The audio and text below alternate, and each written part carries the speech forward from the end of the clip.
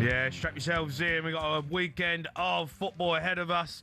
Spurs host Chelsea before Crisis Club Liverpool welcome Aston Villa to Anfield. That's live and exclusive on talkSPORT Saturday at 8 p.m. Before all that, in one of the 5 Premier League games at 3 o'clock, Nottingham Forest face off with a rejuvenated Manchester United side. And the war of the words has certainly started to heat up. Dyche, while working as a pundit back in August, criticised Amorim's system, claiming he could win more games if he just played 4-4-2. Amorim got his chance to hit back yesterday. Take a listen. First of all, maybe it's true. If we play in the 4-4-2, we won more games. But I always said that I have a way of playing that is going to take a while, and then in the future is going to be better. So we don't know that. Then I can look at Dyche as a manager and then as a pundit. If you are a pundit and you don't say very strong things, I don't want to watch you. I'm the same with so I can understand that it's completely different job, and I know that Dyche is really smart and he knows how to play the game. And he also understand that one thing is when we are seeing the game and talking about the game. Other thing is to coach a team. So I understand that. I have nothing to say. I just want to win the next one.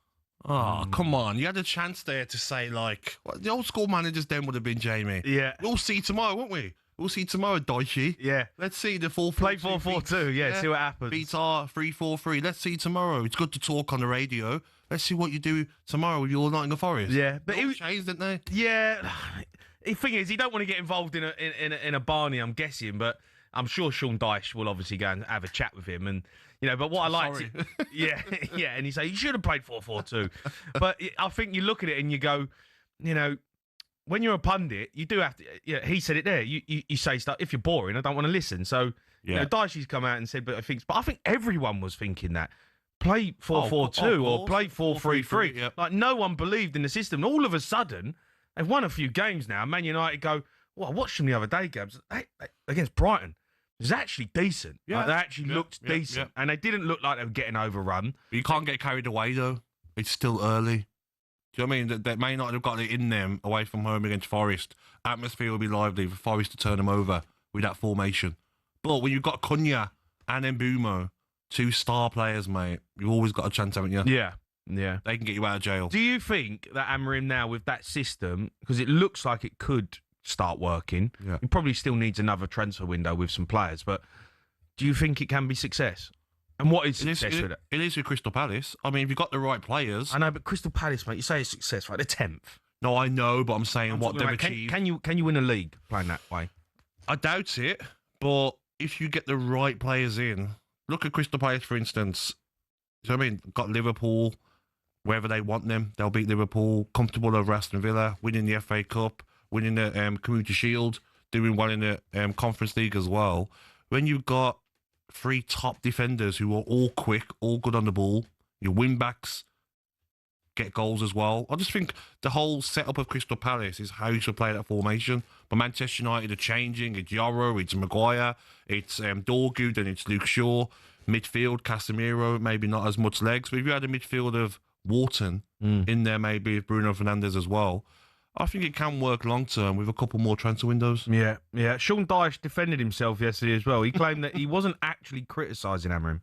You know, it's unfortunate nowadays for us, whether you're a pundit or a manager, clickbait kills everything. You know, it changed the whole story. I'm sure the Man United have got a big enough press department to watch that whole interview, because I equally said, I want managers to be given time. I don't like seeing managers coming out of situations because I've had it. I think everyone should know, and I'm sure people have told him, I have maximum respect for all managers, not just Premier League managers. I know managers from all across the football spectrum, and it's one of the hardest jobs probably in sport, or certainly I think so. And that's very in sports around the world. So I'm pretty sure that his media department will have made it clear to him.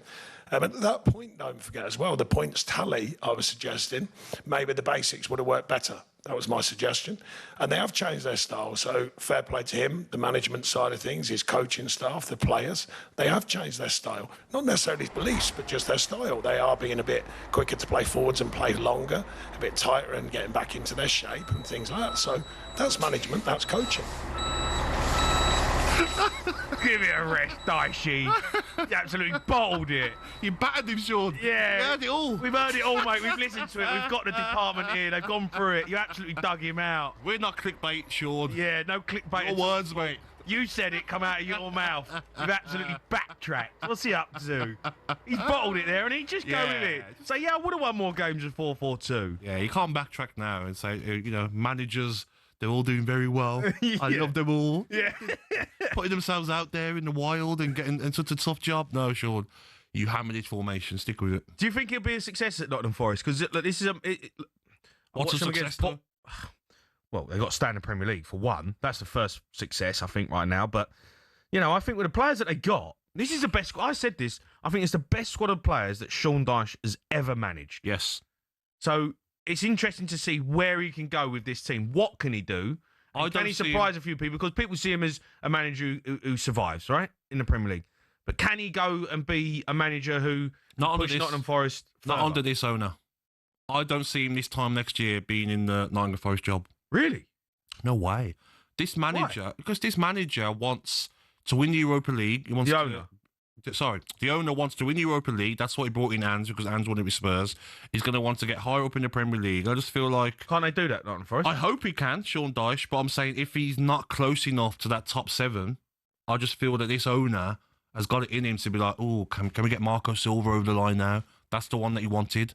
Wanted Mancini. That didn't work out. Yeah. Sean Dyche wasn't his first choice. That's what I'm saying. If, say, Marco Silva comes available and doesn't get a contract with Fulham and wants to leave for a bigger project, I think they would go for him to replace Sean Dyche in the long term. Not yet, of course, but where can Nottingham Forest finish this season? I think they can get into the top 10. I think it'll be difficult, but they've got to go in a run of games because they were very poor last game against Bournemouth, wasn't they? I don't think they can get in the top 10. You don't think it's possible if they go on a run? No, I look at the teams who are in the top 10 right now. I just can't see Nottingham Forest Only 8 points. bridging that gap.